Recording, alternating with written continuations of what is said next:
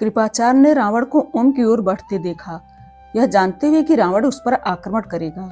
वे जानते थे कि रावण के पास जिस प्रकार की शक्ति थी, उसके प्रहार घातक होंगे।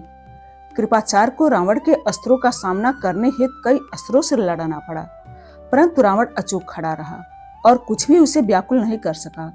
इस प्रकार कृपाचार्य ने अपने नेत्र बंद कर लिए और इंद्रास्त्र का आवाहन किया।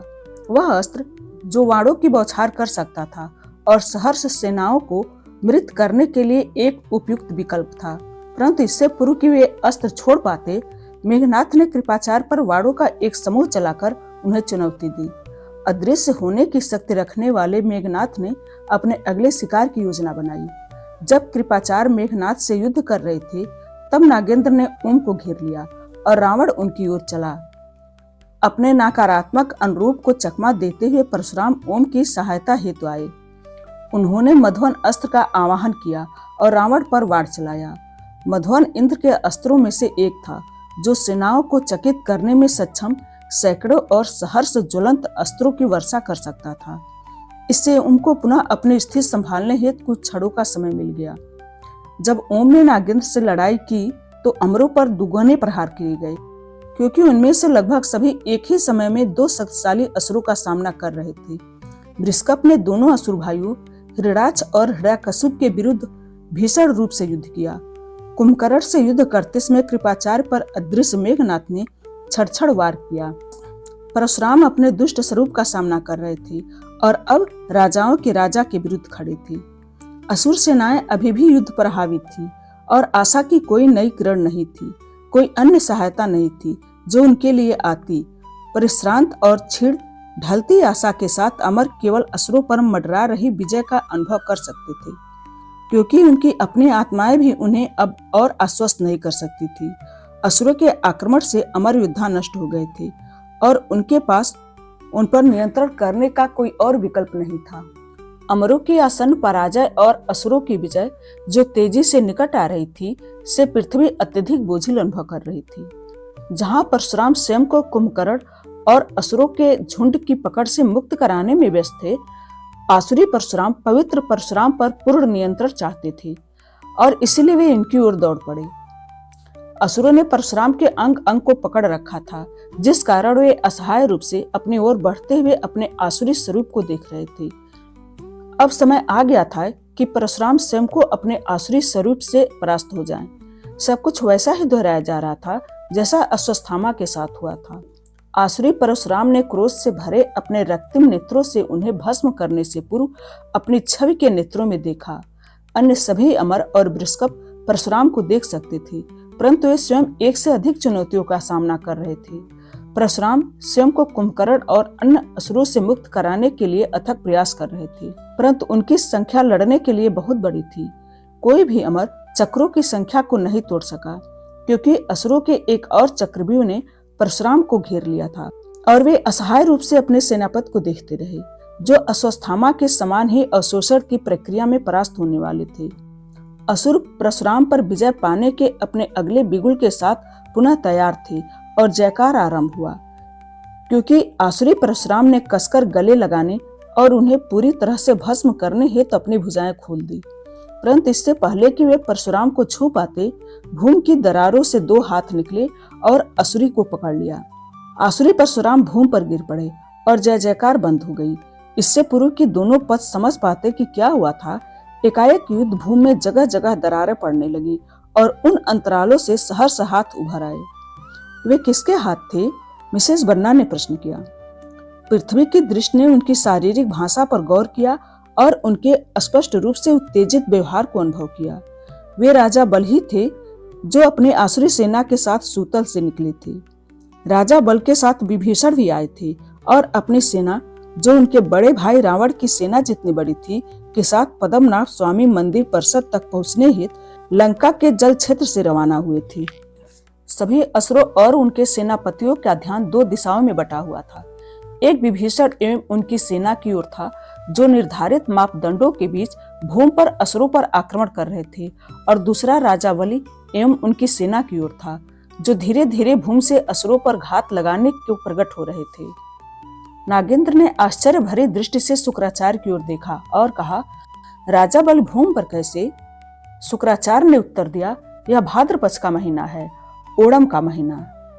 इस महीने और राजा बल के बीच क्या संबंध है? मिसेस बन्ना ने पूछा। पृथ्वी ने बताया, भगवान विष्णु ने राजा बल को केवल ओणम के समय ही पृथ्वी पर चलने की अनुमति दी थी।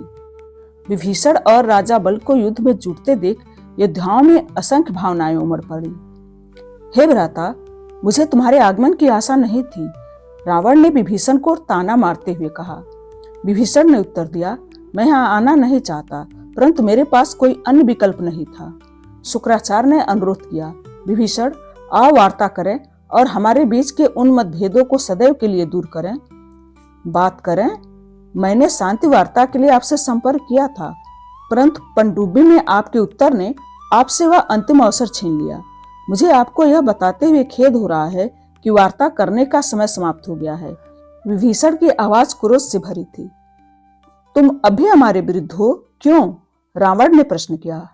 विभीषण ने उत्तर दिया, क्योंकि मैं अभी भी आपके कर्मों का बोझ उठा रहा हूँ और उसमें कोई नया बोझ नहीं जोड़ सकता।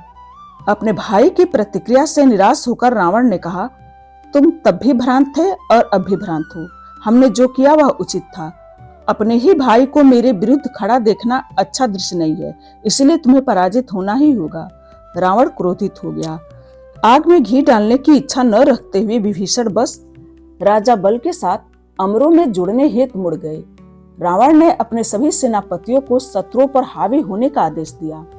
अदृश्य मेघनाथ ने कृपाचार्य पर अनेक आक्रमण किए थे। राजा बल ने अपने दो मायावी असुर पूर्वजों हिरणाक्ष व हिरण्याकशुप के साथ द्वंद्व किया और उन्हें आमने सामने के युद्ध में उलझा दिया।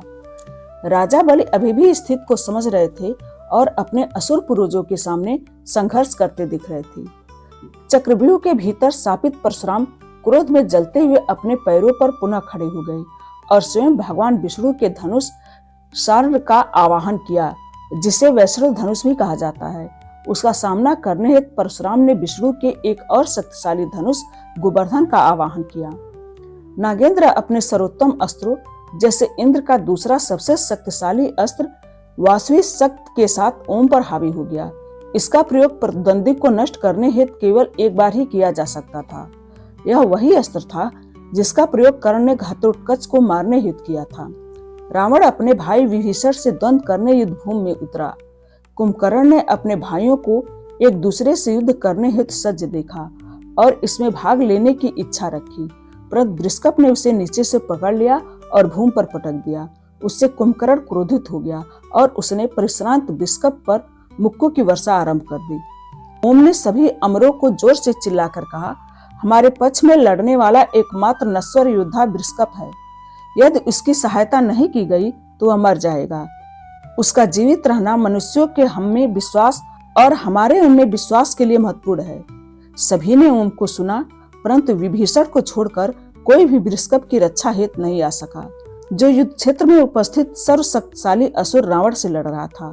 उन्होंने अपनी चिंता नहीं की, बृहस्पति की ओर वापस मुड़ गए और एक अस्त्र का आवाहन करने हेतु अपने नेत्र बंद कर लिए। विभीषण को अपनी पीठ मोड़ते देख रावण ने ताना मारा, यही एक सर्वश्रेष्ठ कार्य है जो तुम कर सकते हो विभीषण।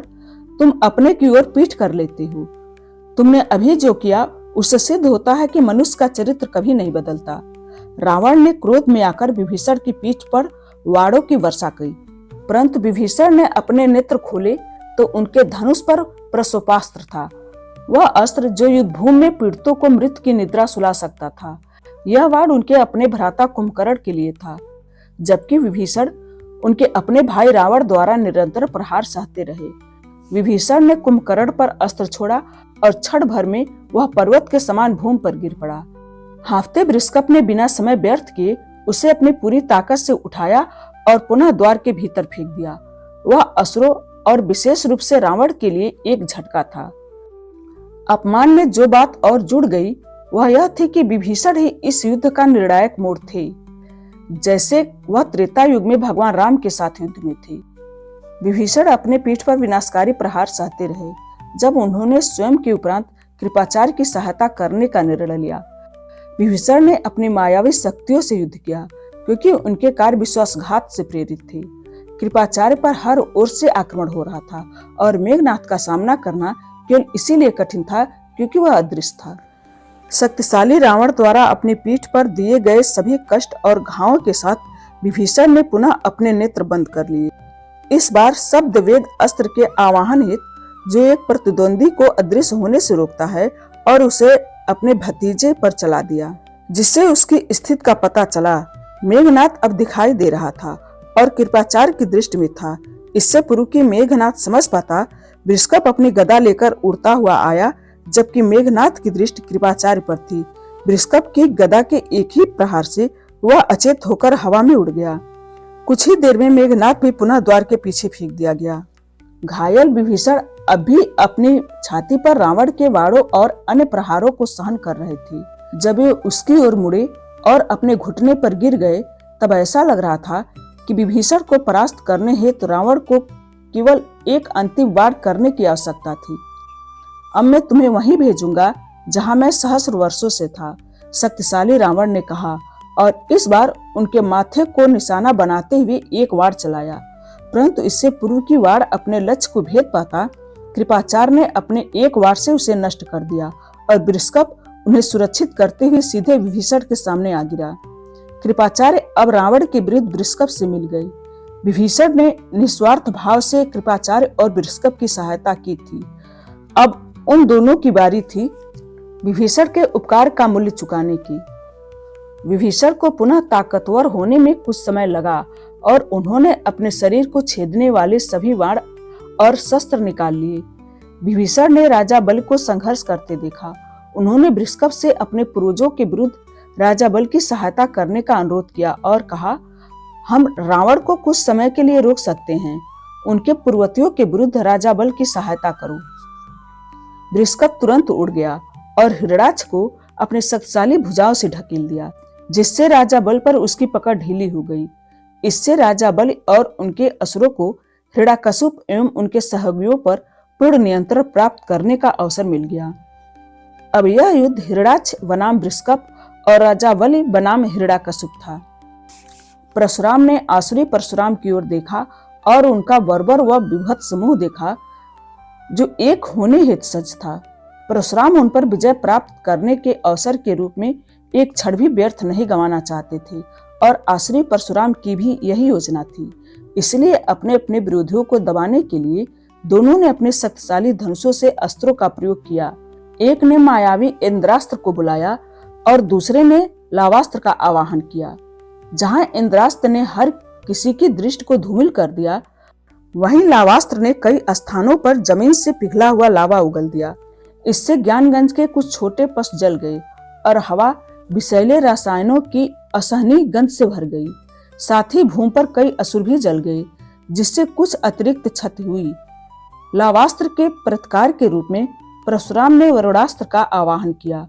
वातावरण धुएं से भर गया था, जो भस्म, लावा और पानी के बीच प्रतिक्रिया का परिणाम था।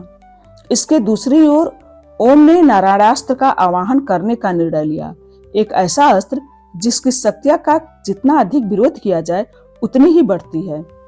जैसे ही नारायण अस्त्र छोड़ा गया, उसने वाड़ों की बौछार कर दी और उसे रोकने का एकमात्र उपाय था पूर्ण समर्पण, जो नागेंद्र के लिए अस्वीकार था।